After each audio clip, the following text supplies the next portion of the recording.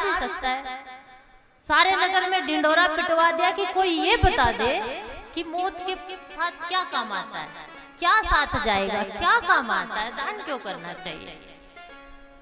और जो ये बता देगा उसे बहुत सा धन दिया जाएगा। तो उसी गांव में एक कंजूस व्यक्ति रहता है। उसने सोचा धन है, दाव लगा के देख लेते हैं। राजा के पास गया और राजा से कहता, राजा मैं बता सकता हूँ आपको। तो राजा ने कहा ठीक है, कल तुझे कब्रिस्तान में दफनाया जाएगा, एक सुराग छोड़ा जाएगा और पूरी रात रखा जाएगा। और उस रात में क्या हुआ, जब मौत आती है तो क्या होता है, मौत के साथ क्या जाता है, और ये जो लोग कहते हैं दान दो ये काम आता है या नहीं आता है, तुझे ऐसा करना पड़ेगा। वो कहता हाँ करूंगा। और वो जैसे ही उस कंजूस को कब्रिस्तान की तरफ ले जाने लगे तो कृपा हुई, एक संत आ गए। क्यों? संत या तो किसी के भार को अपने कंधे पर उठाते नहीं, और उठाते तो पार लगाते हैं। ये बात पूरे राज्य में फैल चुकी थी।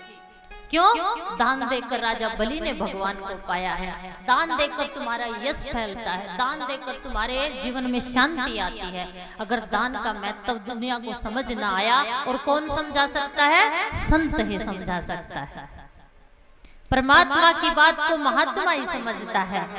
जैसे ही उस कंजूस को ले जाने लगे तो महात्मा उसके कान में जाके कहता है, अरे तू तो मरने जा रहा है, तेरे पास इतना धन है, कुछ तो मुझे दे जा। बोलना पड़ेगा। उसने कहा नहीं, बिल्कुल भी नहीं। अरे दे जा, क्या पता दफनाएंगे तो झटक जाए, किस काम आएगा, कुछ तो दे जा। उसने कहा नहीं नहीं नहीं। बार बार जब फकीर ने प्रार्थना की तो कुछ बादाम उसके हाथ में थे, वो ही उसने दे दिए। बोलना पड़ेगा महाराज। अब फकीर का तो हो गया काम। समझ के भी जो समझ जाए वही समझदार। उसको दफनाया गया, एक ही सुराग छोड़ा गया जिससे वो सांस ले ले, और सुबह उसको निकाला जाएगा कि मौत के समय क्या होता है, क्या साथ जाता है। और परमात्मा की ऐसी कृपा हुई कि उसी सुराग से एक सर्प उसकी तरफ घुसने लगा।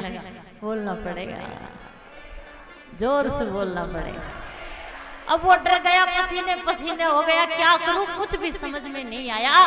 तो उसके पास उसे आभास हुआ कि केवल बादाम के ही दाने हैं, और उस सुराग में उसने वही भर दिए। और जैसे ही सुबह आया तो अपना सारा धन लुटा दिया। बोलना पड़ेगा महाराज। राजा कहते क्या समझ में आया? तो कंजूस कहता महाराज यही समझ में आया कि जो दे दिया बांट दिया वही मिलेगा। बोलना पड़ेगा महाराज। इसलिए दो, ऐसा दो कि एक हाथ से दो, दूसरे हाथ को पता ना लगे।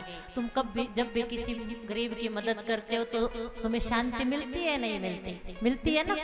इसलिए ऐसे नहीं कि आश्रम में पंखे तो लगा दिए, अवसर मिलता है। सारे देश में कथा करने का अवसर